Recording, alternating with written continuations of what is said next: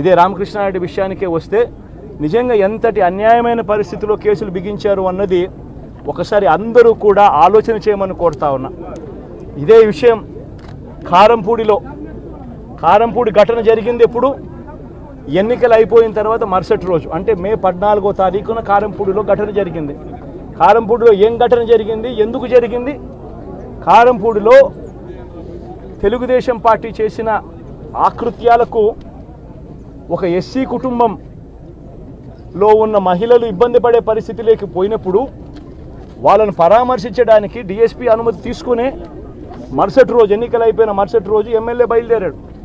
MLA కారంపూడికి చేరుకోక మునిపే ఆ SC కుటుంబం అనేది కారంపూడి అటువైపున ఉంటే, ఊరికి అటువైపున వాళ్ళ ఇల్లు ఉంటే, ఆ ఊరు ఎంటర్ కాకమునిపే తనని అడ్డగించడము, అక్కడే గొడవ జరగడము, గొడవ జరిగేది టౌన్లో జరుగుతూ ఉంది, ఇక్కడ నుంచి ఇక్కడ అడ్డగించినారు. అసలు సిఐ అనే నారాయణ స్వామి అనే ఈ సిఐతో కనీసం ఎమ్మెల్యే కనీసం తటస్థ కూడా పడలేదు. కనీసం చూసిన దాఖలాలు కూడా లేవు వీళ్ళిద్దరు. ఆ రోజు ఆయన ఉండేది వేరే గొడవలో వేరే లొకేషన్, టౌన్ మధ్యలో గొడవ జరుగుతా అంటే ఆయన ఉన్నట్టు టౌన్ మొదట్లో ఈయన ఉన్నాడు. అసలు ఆయన తటస్థపడలేదు. ఆయన మీద ఆ గొడవ జరిగేటప్పుడు రాళ్ళు ఇటువైపు నుంచి అటువైపు నుంచి పడ్డాయి. చిన్న రాయి తగ్గించచ్చేమో బహుశా, అని చిన్న రాయి కాబట్టి అసలు ఆయన మరుసటి రోజు ఆయన అదే రోజు మెడికల్ లీగల్ కేసు కూడా పెట్టాల. అంటే ఎంత చిన్న ఘటన అది, జరిగిందో లేదో కూడా తెలియదు.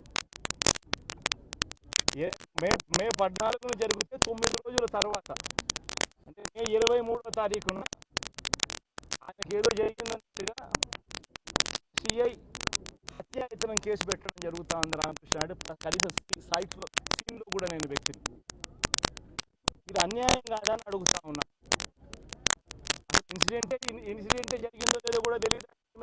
ఇన్సిడెంట్ నిజంగానే జరిగిందంటే మే 14న జరిగిందంటే మే 15వ తారీఖున మెడికో లీగల్ ఎందుకు పెట్టలేదు? 17వ తారీఖున సిట్ కేంద్ర ఎన్నికల సంఘం 17వ తారీఖు నుంచి 20వ తారీఖు వరకు పల్నాడు ఏరియాలో ఆ సిట్ బృందం తిరిగి ఇన్సిడెంట్ జరిగిన ప్రతి అంశం మీద రిపోర్ట్ ఇచ్చింది. ఆ రిపోర్ట్ ఇచ్చిన దాంట్లో, ఆ సిట్ ఇచ్చిన రిపోర్ట్లలో ఎందుకు రాలేదు? మరి ఈ రకంగా ఒక మనిషిని హత్యాయత్నం కేసు మీద బిగించడం ధర్మమేనా? ఇంకొక కేసు కూడా తన మీద హత్యాయత్నం కేసు పెట్టాడు. మే 13వ తారీఖు ఎన్నికల సమయంలో పాల్వాయి గేట్ అనే పోలింగ్ కేంద్రం దగ్గర తాను వెళ్ళినప్పుడు జరిగిన ఘటన మీద అసలు ఎందుకు ఆ ఘటన జరిగింది?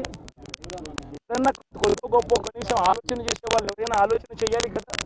అక్కడ ఉన్న ఎస్సీలను, ఆ గ్రామంలో ఉన్న సామాజిక వర్గం వాళ్ళు గ్రామంలో ఉన్న భూపుతులు లేకపోయి ఓట్లు వేసే పరిస్థితి లేకుండా ఉన్నప్పుడు ఎక్కడికి ఆ గ్రామానికి వెళ్ళినప్పుడు ఎమ్మెల్యే ఆ పరిస్థితి